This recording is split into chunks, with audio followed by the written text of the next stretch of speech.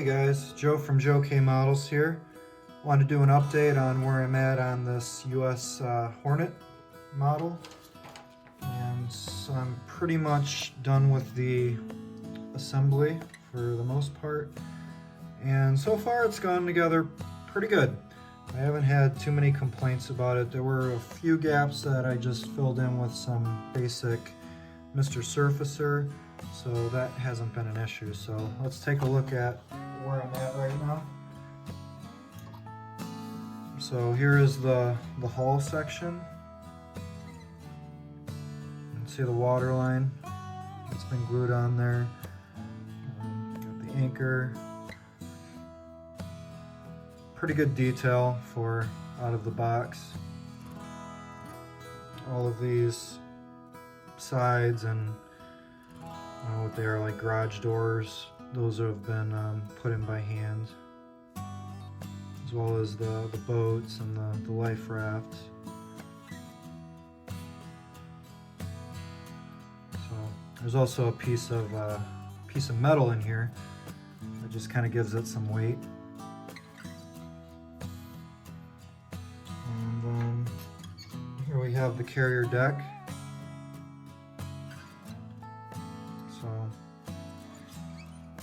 everything fit good. Those pieces there. And this part you can have in a lowered position, but I'm going to have it up because I'm going to depict the airplanes as they're getting ready to take off. So the airplanes, the Mitchells, are going to be down this way. And you can see those little anti-aircraft guns there.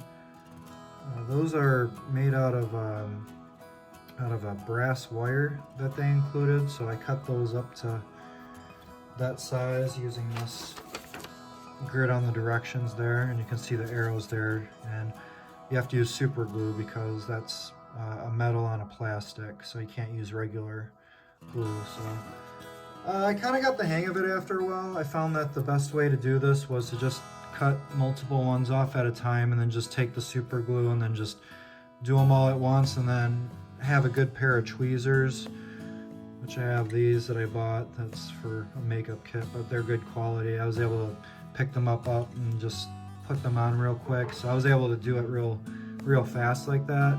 Before I was doing one at a time and it wasn't going as quick, so it's a little tip. And the super glue, you do have a little bit of time to use that, so that's how I proceeded with that. And then lastly, we have the offices of the carrier, the buildings where everything goes on. So this part's gonna go right on there like this. You can kind of see it taking shape there. And that seems to be a pretty good fit. So I think what I'm going to do is I'm going to try and paint this separately. I'm going to do everything separately, I think. I'm going to leave it in 3 pieces, and I'm going to probably black base the whole thing. And then it's, because I want to do some washes, so I'll black base everything, and then I'll do my gray colors, and then I'm going to do a wash to bring out the details. And it's not very descriptive as to what colors to use. It just says dark deck and light gray colors. And it's also another bit of a curveball,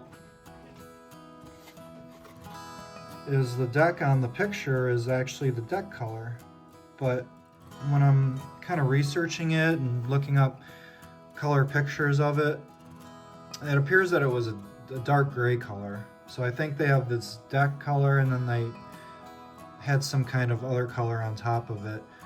So I don't want to just do the deck color. So I think what I'm going to do is the colors that I'm going to use, like here's the dark and the light gray I've decided on. So neutral gray and sky gray. So the dark gray, I think I'm going to use to do the pattern on the side of the ship. And this will just be the main overall gray color. And then on the top here, I think I'm going to do it slightly darker, maybe using adding in a different dark gray possibly, just to make it you know, a little bit different.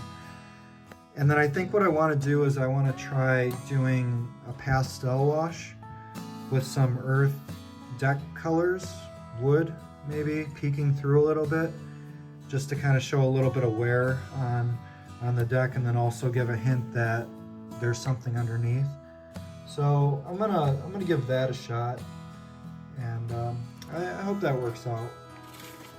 I'll also be masking the lines on here. Those will be matte white, and you can see the pattern here, and we'll see how that goes. And with black basing the model, these two colors are gonna be a little bit darker than what they are, so I don't know, we're gonna see how it goes.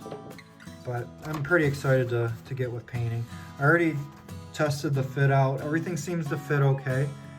So I think I'm gonna keep it separate now, and then once I have everything as the gray, I'm gonna go ahead and glue it on, and then I'm gonna do the weathering to the deck, and then I'm gonna place the island on lastly.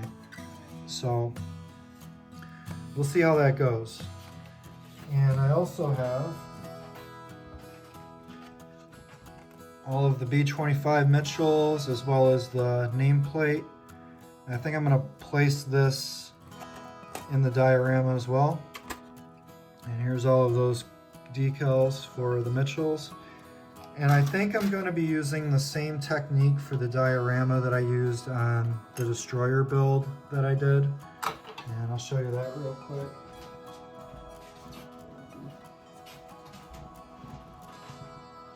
So this is the Destroyer that I did, and I did the water technique using a caulking agent called Quick Seal Ultra.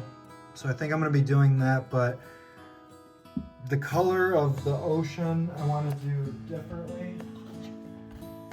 And you can kind of see it's a different color in the picture, and it's, you know, the Pacific Ocean, you know, off the coast of Japan. So I'm going to maybe be doing some darker sea colors in there, as well as maybe some green tones as well.